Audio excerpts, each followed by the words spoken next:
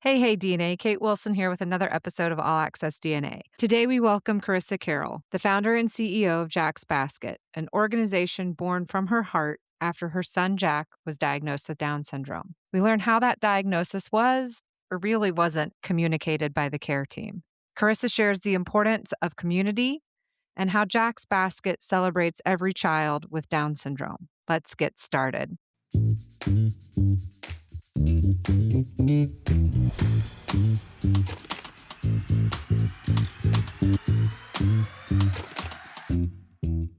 Thank you so much, Carissa, for being on the show today. Thank you for having me. I know we're going to talk about your foundation, Jack's Basket, but first I'd like to hear more about Jack. So I was hoping you could tell us some more about your son. Yes. So Jack is now 13. He was diagnosed at birth with Down syndrome. You know, what I would say in the 13 years of having Jack, I've learned a little bit about Down syndrome. I've learned a lot about Jack, and he is the middle of my three kids. He loves spending time with his friends. He enjoys going to school to see his friends, not necessarily always do his work, but we do make that happen. He's got a fun personality. He's very active. He enjoys swimming, golfing. He's obsessed with musicals, especially Broadway musicals. And he can be found reciting his favorite lyrics or just movie scenes. And it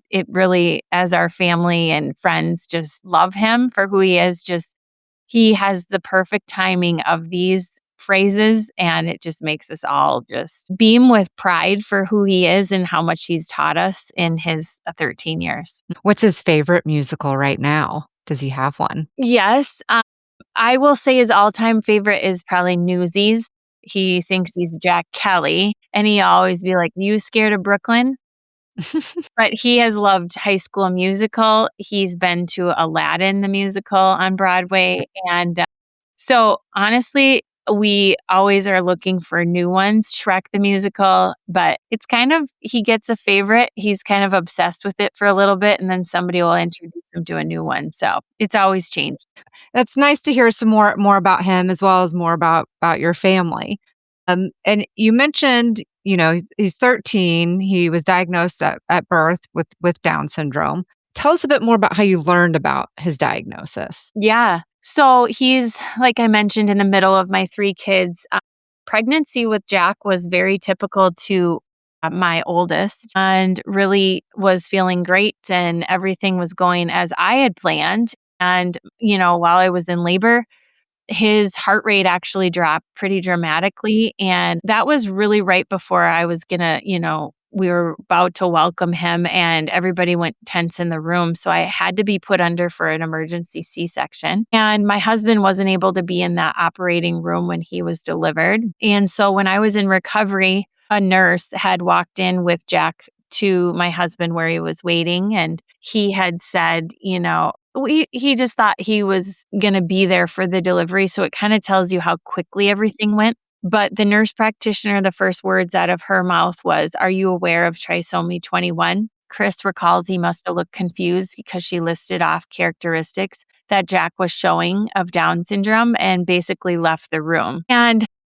Chris recalls at that point in his life hadn't had much experience with anyone with Down syndrome, so really questioned a lot of things. How would it, impact his health? Would he even live? How would it change our 2-year-old at the time? And really had that life-changing news, the responsibility of sharing it with me, because no one else really ended up talking to us about his diagnosis. And so I kind of summarize it to say it was really given in an abrupt and insensitive, even assumptive way in the way the question was posed to him. And we didn't hear congratulations, and we had just given birth to our son. And that was really in the days ahead. It really ties into how people are given the news, and ultimately, in a sense, how they were treated. Kind of puts this assumption of what life is going to be like. But I can't tell that story without sharing the next day that our nurse, Diane, came in and she looked at him in the bassinet. She knew he had trisomy 21, And she said, "Look at your precious baby." And I always say, when I feared that the world wouldn't accept my son because he's different, and I questioned how strong I was, and now my child has additional needs, and how will he be accepted? A complete stranger reminded us with her words, "Look at your precious baby." She saw him as our baby first, not as a diagnosis. And that is really a flashbulb moment that we needed to be like, yes, he's our son. He's a brother. He is a classmate, a teammate. He is so much, that diagnosis does not define him. And I really feel like Diane was the angel that we needed to really remind us of the gift of who he is. I appreciate you sharing it. And I hate that you had to go through such it wasn't even necessarily clinical or medical. It was just abrupt and rude, honestly. I think with kind of laying it there. So I'm glad to hear about Diane and her coming in and kind of, like you said, having that breakthrough moment. And you mentioned this on the Jack's Basket like website too. There's I think a post you had about my son as a person, not a diagnosis. So what does that continue to mean to you, as you watch him grow, as you work in this advocacy space? Yes. I mean, we live in a world that we generalize people, and certainly people that are marginalized. When the people that did, as we navigated this journey, the people that said congratulations to us instead of saying I'm sorry, they knew somebody with Down syndrome. And in any experience in our life, when we have a relationship with someone, it changes our perspective, right? And it brings, rather than a group of people that are defined by X, Y, and Z, is like, hey, get to know somebody. Because we're all uniquely created. Every time I'd see a 2-year-old boy, didn't mean that that child is going to be just like my other son, but in a sense, in our society, we put these labels on people, and then it defines who they are or ourselves. And that is the thing that Jack has really opened our eyes to, a new perspective, to see each person as a unique individual that was created with the purpose to do incredible things. That's not dependent on the number of chromosomes, not dependent on a diagnosis or a label. But ultimately, I wish we lived in a world that leaned in and asked people more to define themselves. The other thing Jack has truly taught us is, my husband and I are both very goal-oriented, like strivers, determined, that we live in a society that really emphasizes accomplishments or achievements. And Jack has allowed us to see, rather than celebrating people for what they do, how about celebrating people for just who they are, for being human, and reminding us that we are all created for community and we all need each other and our needs are different. And reminded us we're called to a life of service to others. But we live in this world that says, what can you do for me? And raising a child with Down syndrome, or a child with a disability, like that is living a life of service to others. And it really helps us take our eyes off ourselves and our circumstances. And I think we find a lot of meaning and purpose by serving other people. And it's interesting you mentioned some of the things that you've learned in terms of seeing somebody for who they are, not necessarily what they do. And I also like the piece that you included about kind of thinking about service. It sort of seems like it's given you a better sense in terms of like we're part of a whole or something bigger. Mhm. What have you learned specifically about like parenting Yeah. from Jack? And then also, as he gets older, well, all three of your children get older, how does parenting change for you? Yeah. Well, I think parenting is such a humbling journey, right? I'm an educator. My husband is also, and I always say I was a better parent before I had kids, right? Like we all have this idea of what we envision, and then you get thrown into it, and there's so much that's unexpected. And I think that's having a posture of always learning. And if it's in parenting journey, if it's in our friendships, our relationships, personal, professional, oftentimes we are expected to have an answer, and we don't always have that. And that's not a good feeling, right? But ultimately, what do we notice in others, and what does the situation need? Those are two very big questions that can help you understand someone better. So, with having two kids with one less chromosome than Jack, each of my kids are on their own timeline. What Jack has taught us to do is not take things for granted and to celebrate everyone for, as I said numerous times, for their uniqueness. But what may be challenging for one person might not be for the other, but they're still very valuable. Mhm. And so that's the thing that I think I've learned as a parent is there's a lot of things that are out of my control, and it's my perspective to how I approach it, asking for help, seeking mentors,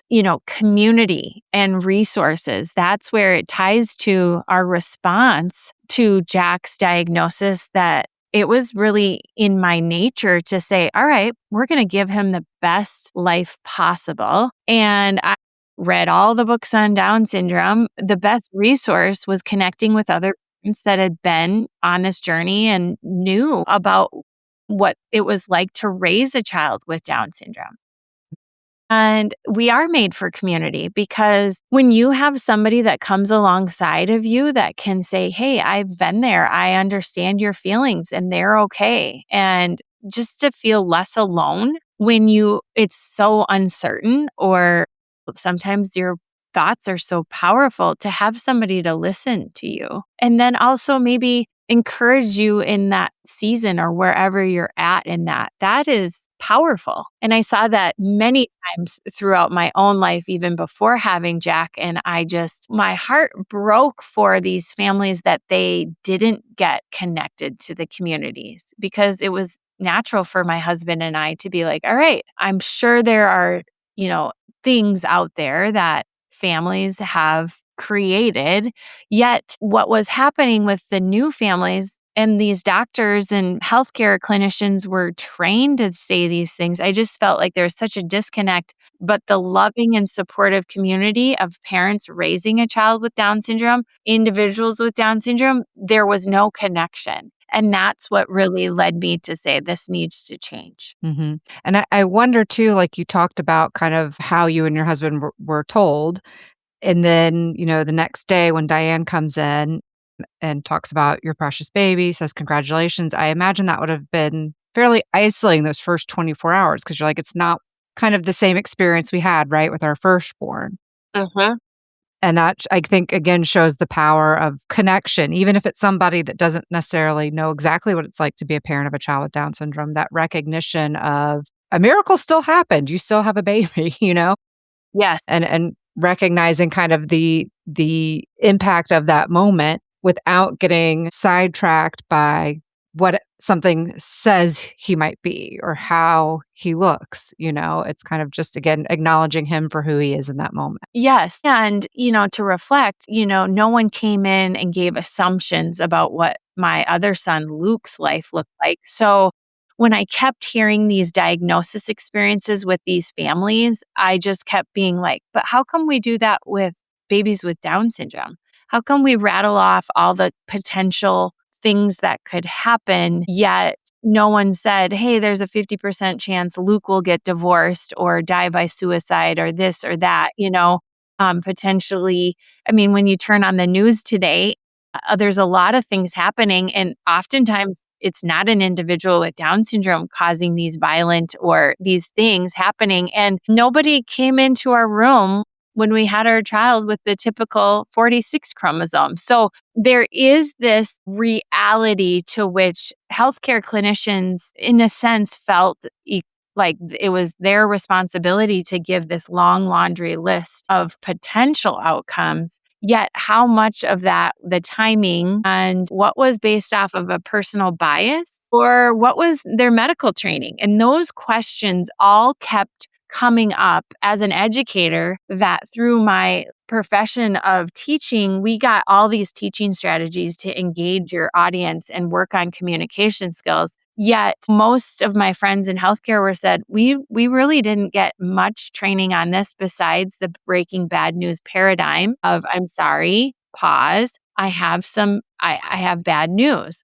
Well, you can apply that to a car accident where someone, is deceased. Like, why are we attaching that to what our community would say is really subjective and puts a value and a bias on individuals with Down syndrome. So, through the course of that first year of Jack's life of falling in love with who he is, and I can't say that I didn't have denial and fear and really just was hoping they were wrong because I was so scared of how it would change us. And we oftentimes want the easy, comfortable life. And there's just such a narrative around it. And when I, grew in learning from Jack and in the ways he's taught us all of these things, is anything that has been challenging or difficult in our lives related to his diagnosis or parenting or grief and loss with other family members, what you can look back is say, it's through those moments that I grew the most. I didn't realize how strong I was, or that these people came into my life because of this. I would have never met a physical therapist, OT, and speech therapist that have really become a part of the community that helps Jack reach his best potential.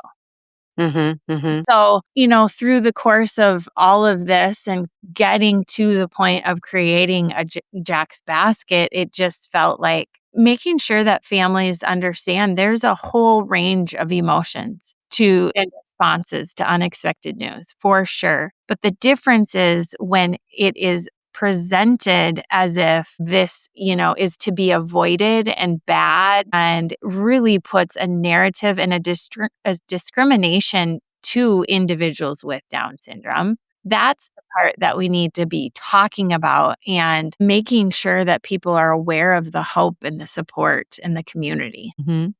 I think that's a good transition into talking about, so you mentioned, the power of community. Really, when you felt like you were getting the most help or assistance was reaching out to other parents, but also you have a background in education, and you went through your experience of getting the diagnosis. So kind of pulling all that together, what was the aha moment or the thing that said, all right, I want to create something like Jack's Basket. I want to do something in the community or to help other parents who may be facing something similar. Yes. So we were approaching Jack's first birthday, and through a college friend, her husband's college roommate, like it was just like, hey, somebody just received this news for their daughter. And actually, she's 7 months old. And Jack was at that time 11 months old. And would you meet with her? Because she's really been grieving and she's really not in a good place. And I invited her over to our home and I said, hey, tell me how you were told your diagnosis. And she said,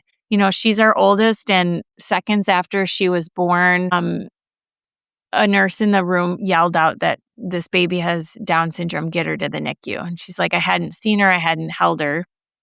And so she was like, that was a whirlwind, first time parent, kind of really explained it as a traumatic experience. And then the pediatrician came in and really also abruptly came in and said, well, we suspect your baby has Down syndrome. These are all the things she won't be able to do, and a long laundry list of things. And I just kept thinking, yeah, our experience was abrupt and insensitive, but nobody gave us like a list of things that Jack wouldn't be able to do. So it kind of really made me furious of being like, why did they think she couldn't do these things?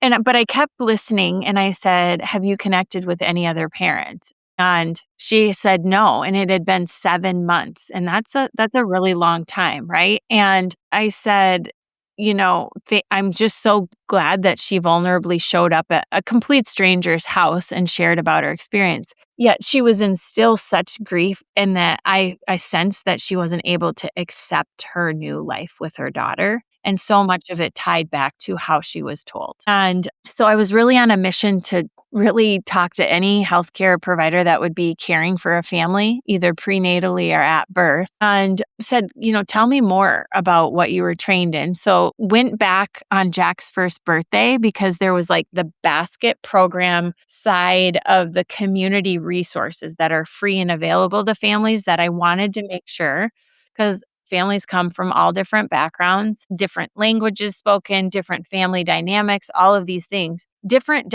additional diagnoses. Why is it on the family to have to go seek these things out? Because I did receive an outdated binder that basically said all the delays that Jack would have, and then I had to join this association. That's not what I needed. I just needed somebody to listen and say that we were going to be okay, which we had people in our lives, but I kept thinking about these parents that didn't have that ability or energy, or just they were dealing with so much. And then I had these providers that were trained to say this, but then they didn't know where to send them because there's all these different organizations. So you get into schooling or this or that. And I was like, no, the timing of the diagnosis to a 1-year birthday. Why is there such a gap? Let's focus on this. So we went back in 2014 with the first few baskets, really to just put baby gifts in there and put a letter, and then the free resources and baby gifts. And a family found out or received one of those first baskets and said it brought them hope for their son's life. They said in the weeks that they were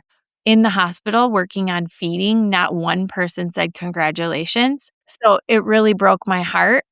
And it was like this bittersweet. We got to honor, Jack's 1-year birthday by going back to celebrate a new family, and that brought them hope. Yet this continues to happen. And again, trisomy 21 is not a new diagnosis in 2014, right? And so that kind of was just my passion to say this needs to happen everywhere. We need to do this everywhere.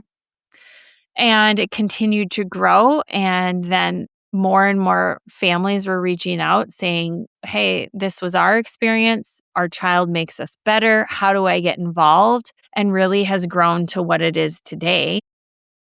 We have now welcomed 14,000 babies in 62 countries and 50 states. We get requests for new babies, 8 babies a day right now. And we will celebrate in 2026 3,000 families and their babies. And I love that you choose the word celebrate, because I was listening to a couple different webinars and things about the organization, and that's one of the things that kind of came through was the baskets are celebratory. Like it's again, offering some additional support, but I think that's one of the things is congratulations, welcome to your new baby. How are some of the ways that Jack's Basket does this? Like how are they celebratory? Yes. So along with the items in the basket that are for welcoming a new life, newborn gifts, anywhere from gifts for the baby to gifts for mom and now dad and siblings. There is a children's book in there that explains Down syndrome to cousins, siblings, that just says we celebrate, our family member with Down syndrome. So it's really bringing back that message that this is your baby first, right? The same thing that Diane had to encourage us and remind us of. But every basket request is offered a parent connection, which is one of our volunteers. We call them basket delivery parents. And they offer to bring those baskets in person to the family. They do a coordinated visit of either at the home or the hospital or at a agreed place where it's just a person that can just say, how are you doing with this new news? And to be, again, that resource a little farther ahead to understand not everybody's ready to celebrate. And it is life-changing news and it's shocking and unexpected. It's good. And that's the part where potentially that volunteer is ready to celebrate even before the parents are ready to celebrate. But the underlying mission is this life is worthy of celebration, and that is woven into every part of our organization. And I guess who can request the baskets? How can they request the baskets? Yes, we have healthcare providers requesting baskets every day for their patients. We have family and friends. The parents themselves can request a basket, but really we want to. The biggest issue is not enough people know about us. So if you know of a family that recently received this news prenatally or at birth, we want you to tell them about the resource of Jack's Basket so that no family leaves an appointment or the hospital without connection to the community and has hope. So, right on our website, you can request a basket for the family. And we just ask that you've mentioned the resource to them and get permission to get us connected to them.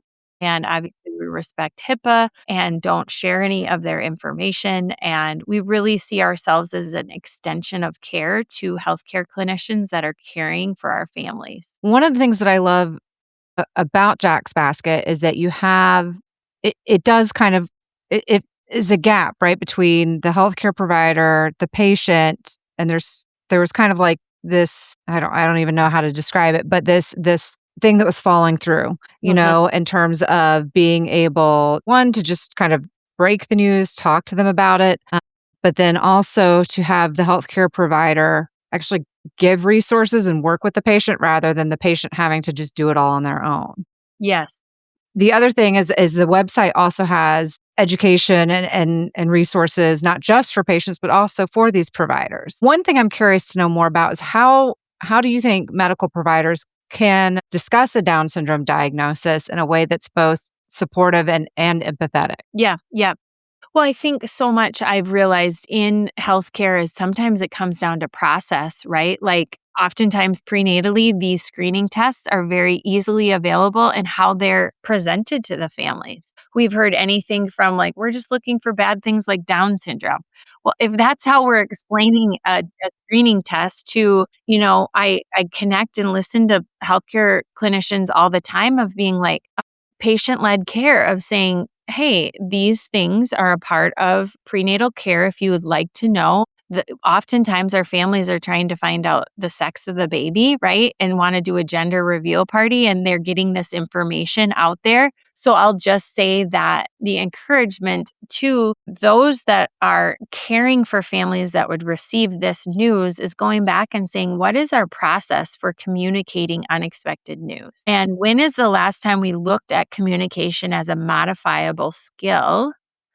And asking our patients if the results should come back positive for a genetic condition, how would you like to receive that news? Would you like it in your patient portal? Would you like a phone call? Would you like an in person appointment? So, those are things that I think, as we know, that what we say is, technology is outpacing compassion and it's impacting our community in a big way. And when I think of my friend Anna, who received the prenatal diagnosis, she wanted to find out prenatally. So she was in the best place to deliver her child if her child should need additional support. So that's where some people can look at it in a different way of, oh, you're just trying to screen out. But when we hear our data, half of 50% of our families would express that their diagnosis experience was negative because it was only given, hey, your positive results for trisomy 21, you need to come in and terminate this pregnancy. Like that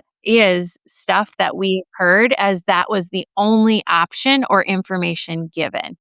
And that, in a sense, is not even asking your patients after you deliver that news, how are you feeling or what Right. questions do you have? Just simply pausing versus going into a specific option, not really understanding or listening to what your patients are feeling or thinking in that moment, right? Right. So that's where I feel I'm hopeful communication at the forefront is being addressed in like not even just trisomy 21, fill in the blank, right? Like I Right. think my friend who received her breast cancer diagnosis, she was like, received it. It was like, we've got hope. We can do this. You're going to fight it. Great. And it's like, why are we not doing that for what our community and data shows 99% of parents of children with Down syndrome would not change their child. They truly love their son or daughter with Down syndrome. Now, some people could say, what about the 1%? We know there were parents that not necessarily great parents long before a diagnosis came, So you're like, we're again making a lot of assumptions. And also, I want to recognize in healthcare, we are very a high achieving, very intellectual, extremely just like accomplished audience of people. And you are communicating a diagnosis that has an intellectual disability, cognitive delay.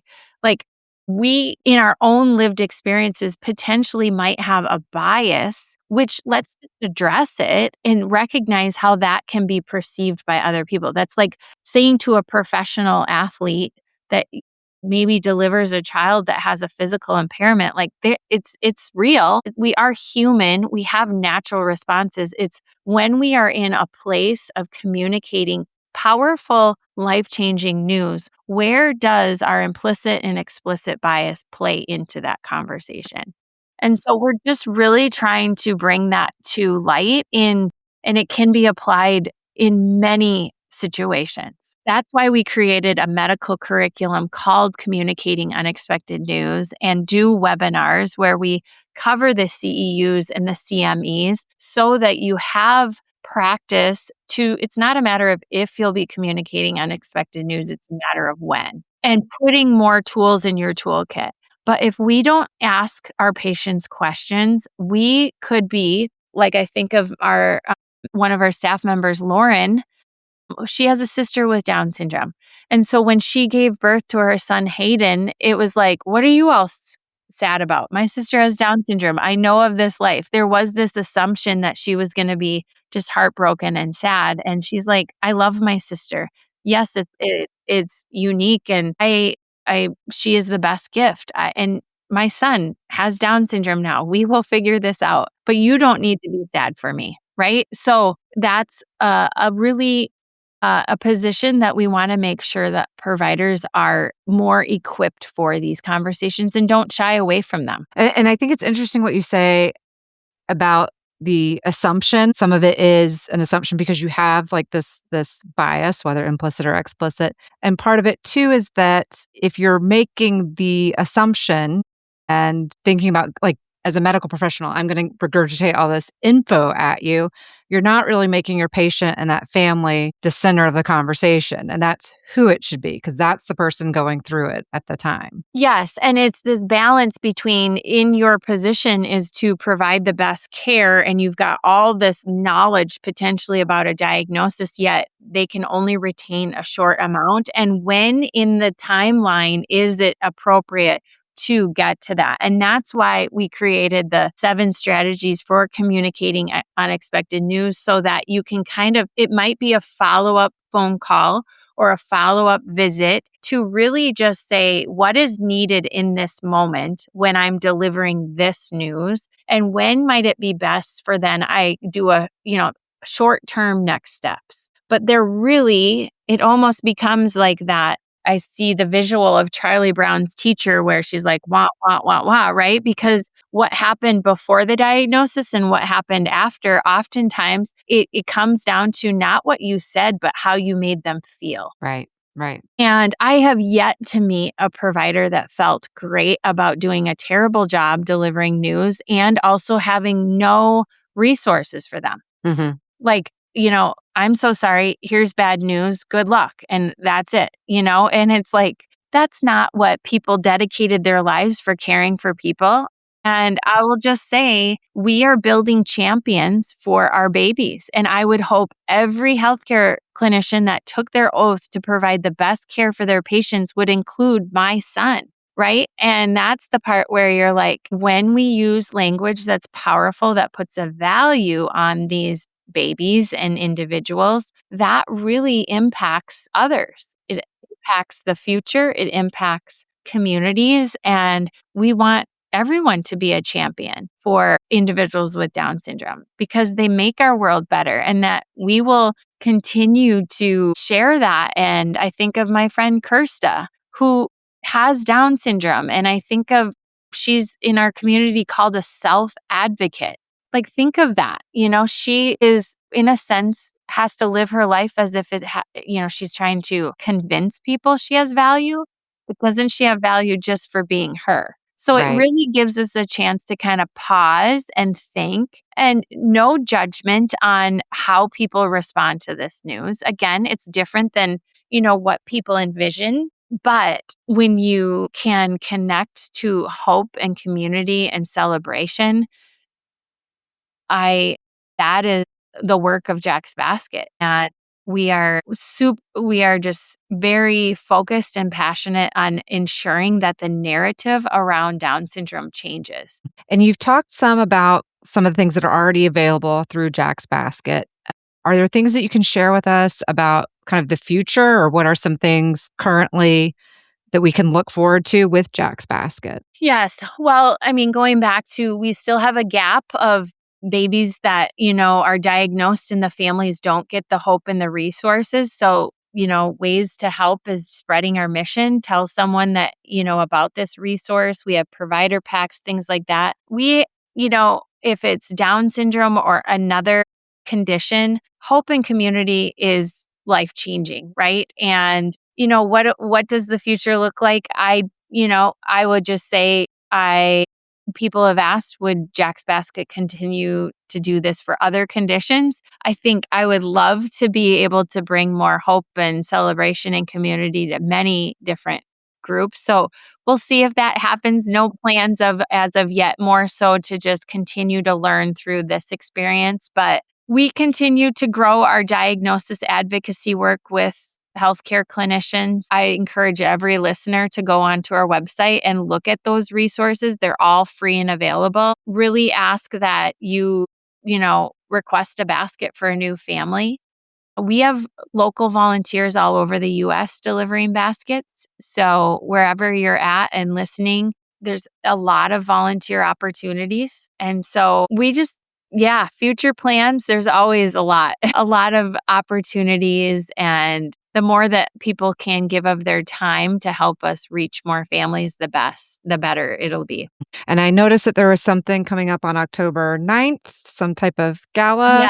Yes. So we have our You Make Me Better Gala on Friday, October 9th. It is here in the Twin Cities. So it's held in Minneapolis. And we fill that room and share powerful stories of how our lives are better because of people with Down syndrome. Our goal for that event is $1 million. Our annual budget is so you can live stream for free and attend. It's a very powerful program. And I know if you choose to put that on your calendar and log in and watch, you really will be moved. We have a maternal fetal medicine physician that will be speaking as a part of the program, a couple individuals with Down syndrome sharing about their lives, and volunteers. It's been 10 years since we became a nonprofit, so we'll be highlighting that. And then, but our annual budget to celebrate 3,000 babies is $2 million for the year, and to be able to do what we would like to do for the families. So we're supported through this gala and through people choosing to fill baskets for new families and pay it forward, and or just opportunities jogging for Jack, burgers and baskets. You'll find all of those ways to get involved on our website, jacksbasket.org. Perfect. And we'll also put some information in the show notes as well so people can look there. Before we wrap up, one thing that I wanted to know is, for parents who are currently where you were 13, 14 years ago, what would you say to them today? Mm-hmm. Well, one, I would say congratulations. I would also just affirm that the feelings that they're having are completely a part of adjusting to a new path that potentially you didn't plan for. I can confidently tell you your child will make your life better in ways that you didn't know you needed. I am excited. And I'm also, some of the best gifts in life have been the unexpected. And I am just hopeful that they will truly accept their son or daughter for who he or she is. But to give yourself grace, this is new and it's unexpected, and you are not alone. And there is so many people out there that are there to cheer you along and come alongside you at wherever you're at in this new journey. Thank you so much, Carissa. I really appreciate you spending the time with us today. It was a pleasure for me. So thank you, Kate.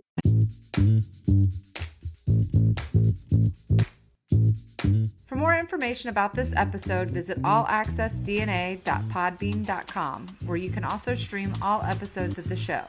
This link is also in the show notes for easy access. Any inquiries on the podcast can be sent to allaccessdna@gmail.com. Check out our Patreon at patreon.com/allaccessdna and consider donating to get bonus content, submit questions for our guests, and connect with other genetic curious individuals. Note that this podcast is for entertainment and education and is not intended to be a substitute for professional medical advice. Please consult your physician with any questions you may have regarding your health. Please rate and review the podcast on Apple, Spotify, or wherever you listen. This helps other people like you discover the show. All Access DNA is hosted, produced, and edited by Kate Wilson. The logo design is by Designs by NKJ. Thanks for listening and join us next time.